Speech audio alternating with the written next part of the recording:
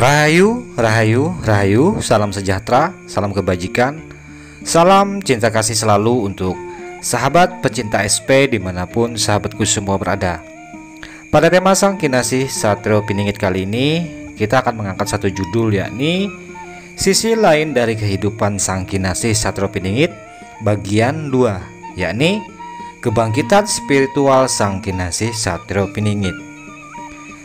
Sebelum memasuki judul pembahasan video kali ini, sudi agar kiranya sahabat SP semua, putra putri Nusantara yang telah berkenan mampir dan hadir di channel ini, agar memberikan supportnya dengan menekan tombol like, ataupun bagi sahabat SP yang belum subscribe, sudi agar kiranya memberikan supportnya dengan menekan tombol subscribe, agar video terbaru dan terupdate dari channel Ki Jangker tidak ketinggalan untuk disimak dan disaksikan oleh teman-teman semua putra putri Nusantara, para pecinta SP.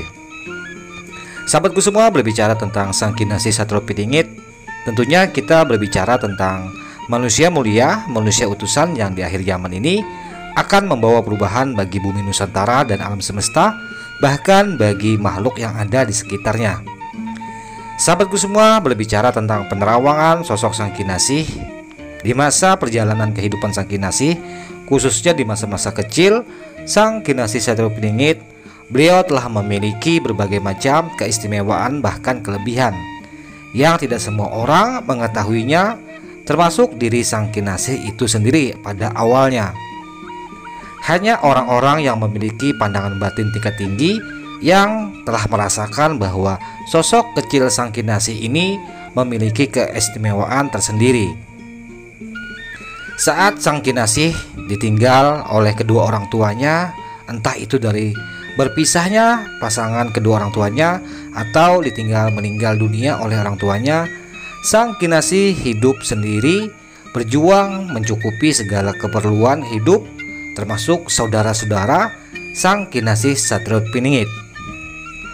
Sang Kinasih dengan jiwa welas asihnya, dia selalu mengalah kepada saudara-saudaranya untuk tidak memiliki berbagai macam warisan-warisan berupa materi yang dari peninggalan orang tuanya.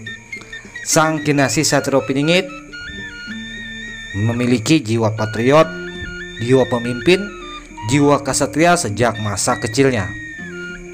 Beliau berjuang keras melalui kesulitan hidup di masa beliau kecil, di mana berbagai macam terpaan hidup, kesulitan, bahkan kerasnya kehidupan bermasyarakat, Sang SP kecil telah melaluinya. Dan tanpa diketahui oleh orang banyak, ternyata Sang Kinasih Satrio Piningit juga ikut mendalami berbagai macam dunia spiritual, termasuk ajaran-ajaran ilmu keagamaan. Sifat dan sikap Sang Kinasih Satrio Piningit yang selalu penasaran dan ingin tahu, beliau mencoba mengetahui berbagai macam keanekaragaman yang ada di bumi Nusantara mengenai tentang pemahaman ajaran agama. Di sanalah Sang Kinasih memiliki pengetahuan luas tentang keilmuan keanekaragaman tentang agama yang ada di Nusantara.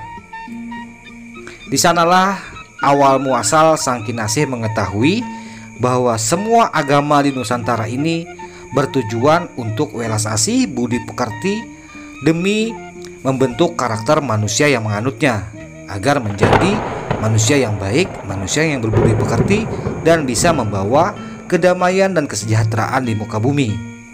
Dengan kata lain, menjadi khalifah di muka bumi.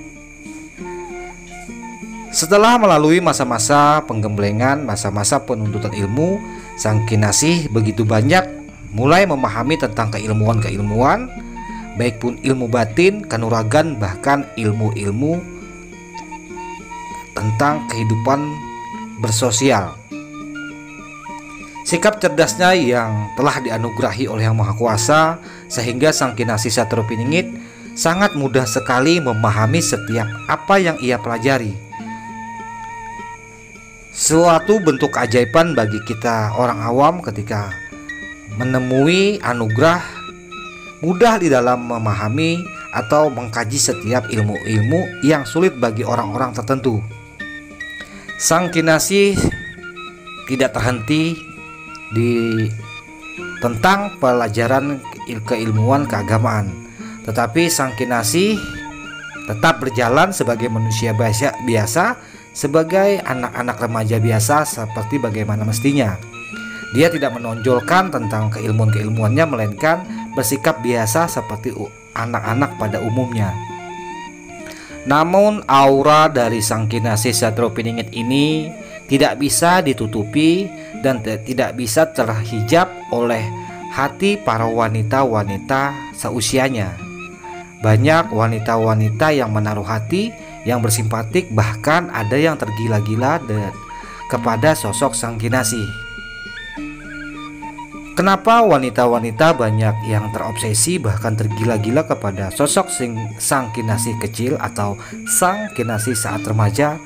Karena Sang Kinasih selain penampilannya yang sederhana namun mempesona, dan di sisi lain ada aura-aura cinta kasih yang memancar di wajah bahkan di jiwa Sang Kinasih, sehingga hanya wanita-wanitalah yang banyak terpincut, yang terobsesi kepada Sang Kinasih. Karena sejatinya para wanita memiliki kelembutan hati, sehingga bisa merasakan energi yang ada pada diri Sang Kinasih Satropiningit. Bahkan di masa-masa saat beliau telah berumah tangga, sosok Sang Kinasih juga banyak digandrungi oleh wanita-wanita, baik yang cantik ataupun yang jelek. Banyak wanita-wanita yang seakan-akan terhipnotis dengan keelokan dari Sang Kinasih. Karena alam semesta tidak menutup kemungkinan jiwa welas asih yang ada di diri Sang Kinasih bisa sinkron dengan para wanita-wanita yang memiliki kelembutan hati. Di masa-masa kepahitan dan masa-masa Sang Kinasih Satropiningit dihimpit ekonomi dan dihimpit berbagai macam persoalan hidup, Sang Kinasih juga banyak dicintai oleh lawan jenisnya. Namun Sang Kinasih, beliau tidak menghiraukan ataupun tidak tertarik dengan hal-hal yang sifatnya kewanitaan ataupun bermain gila dengan wanita. Sosok Sang Kinasih hanya menatap masa depan, bagaimana menciptakan sejarah yang bisa membawa dampak kebaikan untuk bumi Nusantara, keluarga dan dirinya. Di dalam kebangkitan spiritual Sang Kinasih Satropiningit, saat ini beliau sedang bersiap-siap menunggu perintah dari Yang Maha Kuasa dan menerima perintah untuk tampil di depan umum masyarakat luas. Salam santun, salam rahayu.